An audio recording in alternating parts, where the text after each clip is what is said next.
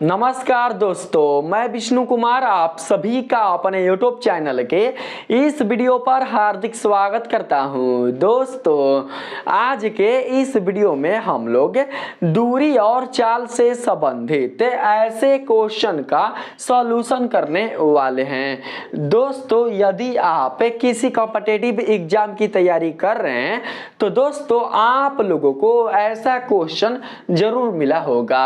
अगर आपके एग्जाम में ऑब्जेक्टिव के तौर पर ऐसे क्वेश्चन आ जाए और आपको कम समय में ऐसे क्वेश्चन को सोल्व करना हो तो दोस्तों आप क्या कीजिएगा, क्योंकि ऐसे क्वेश्चन का जो सॉल्यूशन होता है वो दोस्तों काफी लॉन्ग टर्म का होता है।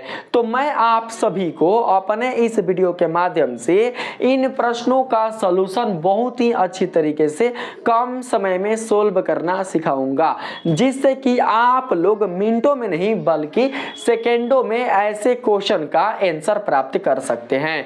तो आइए बिना देर किए स्टार्ट करते हैं अपने आज के इस वीडियो क्लासेज को। दोस्तों, यहां पर सबसे पहले प्रश्न को पढ़कर समझिएगा।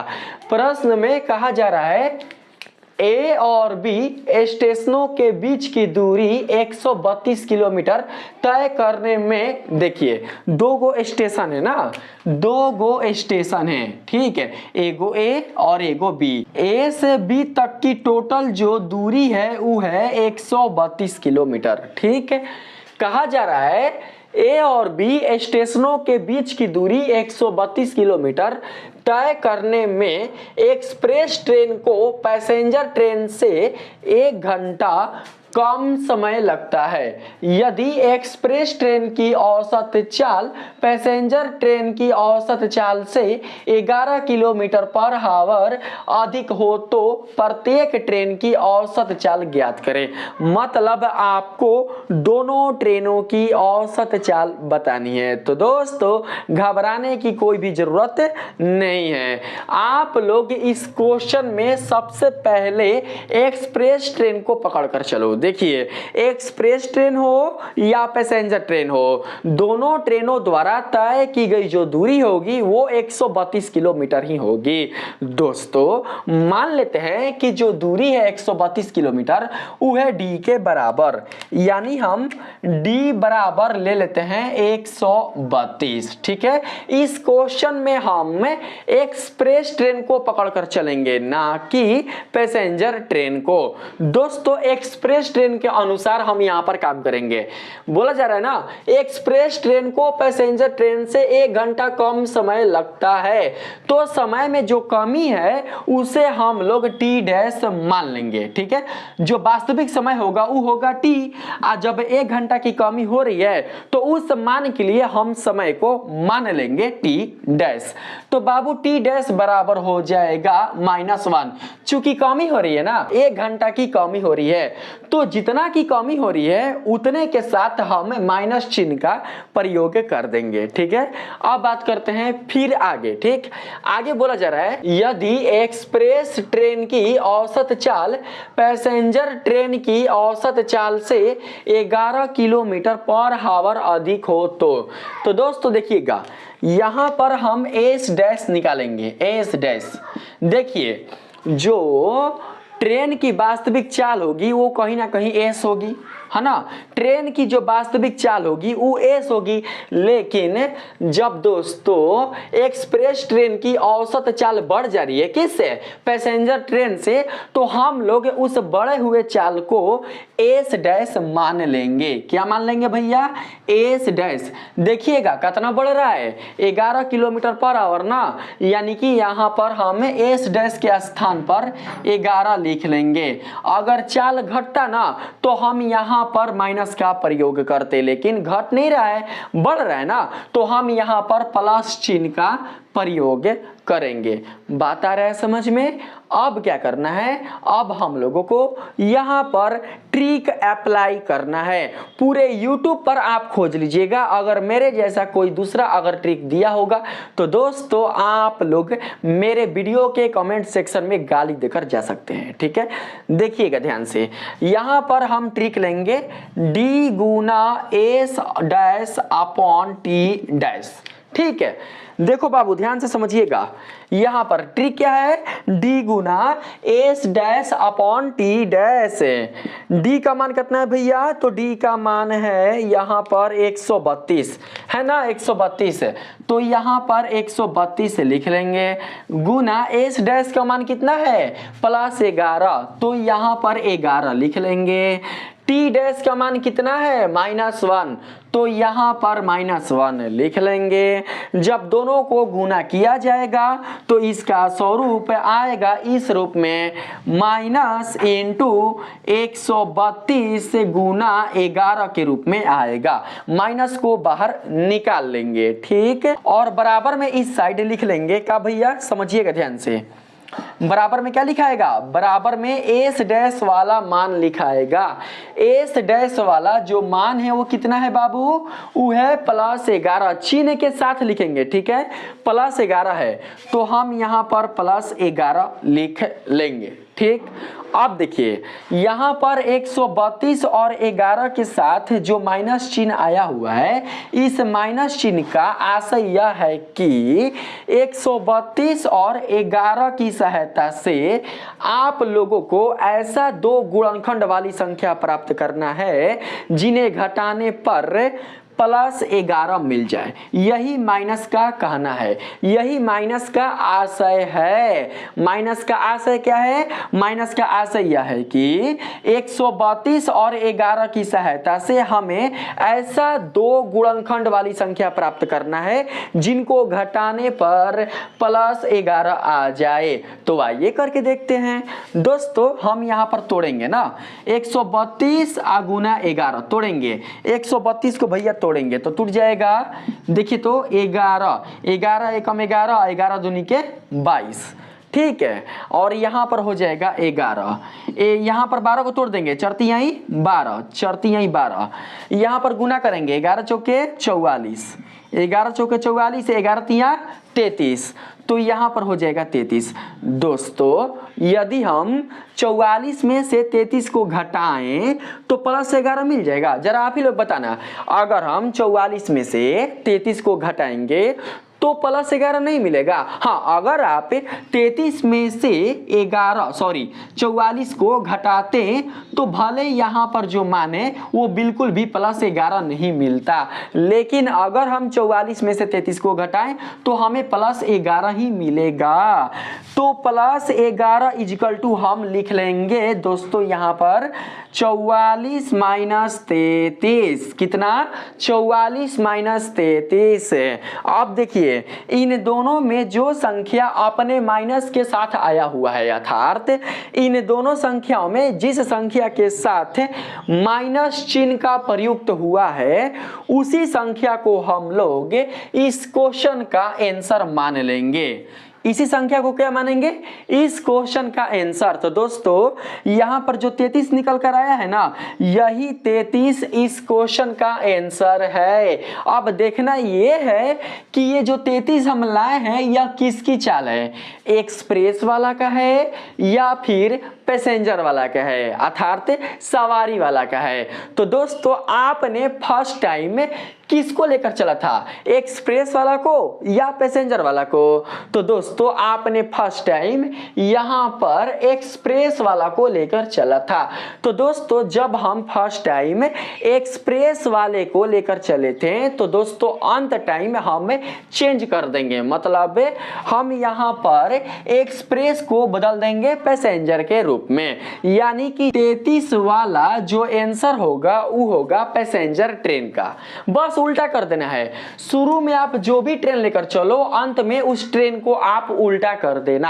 अगर शुरू में आप एक्सप्रेस लेकर चले हैं तो अंत में चेंज कर दीजिए, एक्सप्रेस का उल्टा पैसेंजर। तो दोस्तों यह पैसेंजर ट्रेन की चाल है, कितना 33 kilometre per hour, 33 kilometre per hour. अब देखिए एक्सप्रेस ट्रेन की चाल पैसेंजर ट्रेन की चाल से कितना अधिक है, तो 11 किलोमीटर पर आवर अधिक है।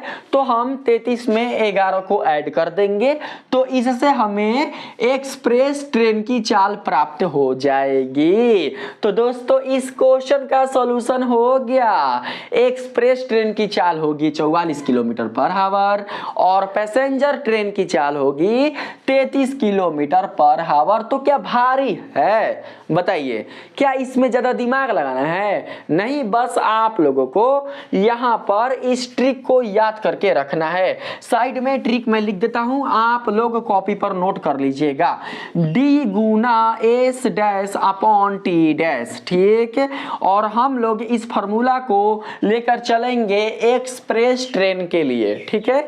एस डैश एक्सप्रेस ट्रेन की बढ़ी हुई चाल को सूचित करेगा और टी डैश एक्सप्रेस ट्रेन में लगने वाले कम समय के मान को सूचित करेगा।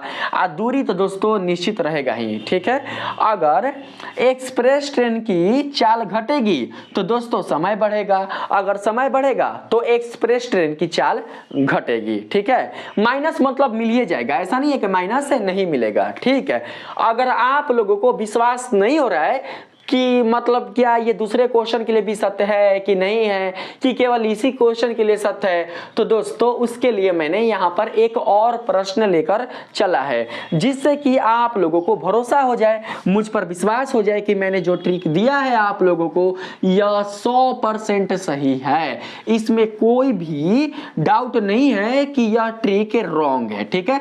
ऐसा आप कोई भी क्वेश्चन उठा लीजिए और मेरे ट्रिक को लगा दीजिए, अगर आंसर नहीं आएगा तो दोस्तों आप जो कहिएगा वो मैं करने के लिए रेडी हूं। बस यही क्वेश्चन होना चाहिए, मतलब ऐसा ही क्वेश्चन होना चाहिए, ठीक है। ऐसा ही क्वेश्चन के लिए यह ट्रिक अप्लाई होगा जो मैंने आप लोगों को अभी बताया, ठीक है। अगर आप लोग इसका कैलकुलेशन करिएगा विस्तृत रूप से तो करके देख लीजिएगा कितना लॉन्ग जाएगा। बात करते हैं यहाँ पर, इसमें देखिएगा, इसमें बताया जा रहा है एक पैसेंजर ट्रेन 240 किलोमीटर की दूरी तय करने में एक्सप्रेस ट्रेन से 2 घंटे अधिक समय लेती है। एक्सप्रेस ट्रेन की गति पैसेंजर ट्रेन से 20 किलोमीटर पर आवर अधिक है। दोनों ट्रेनों की गति क्या है वो आपको बतानी है, अर्थात दोनों ट्रेनों की चाल क्या है उसी को आपको बताना है। तो दोस्तों मैंने क्या बताया आप लोगों को? मैंने बताया कि आपको फर्स्ट टाइम एक्सप्रेस ट्रेन को लेकर चलना है, इससे आप लोगों का कोई भी गड़बड़ नहीं होगा, ठीक है। दोस्तों डी तो पता चल गया, डी कितना है भैया? डी है 240। तो हमने यहाँ पर D बराबर 240 ले लिया। किसके लिए? तो दोस्तों दूरी के लिए। यहां पर बात करते हैं हम लोग एस डैश, किसके लिए भैया? तो एक्सप्रेस ट्रेन के लिए, ना कि पैसेंजर के लिए। देखिएगा इधर बताया जा रहा है, क्या बताया जा रहा है?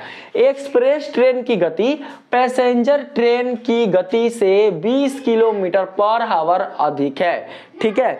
अधिक है ना, तो प्लस चिन्ह का प्रयोग होगा, तो यहां पर हम प्लस 20 लिख देंगे। कितना लिखेंगे भैया? प्लस 20 लिख देंगे।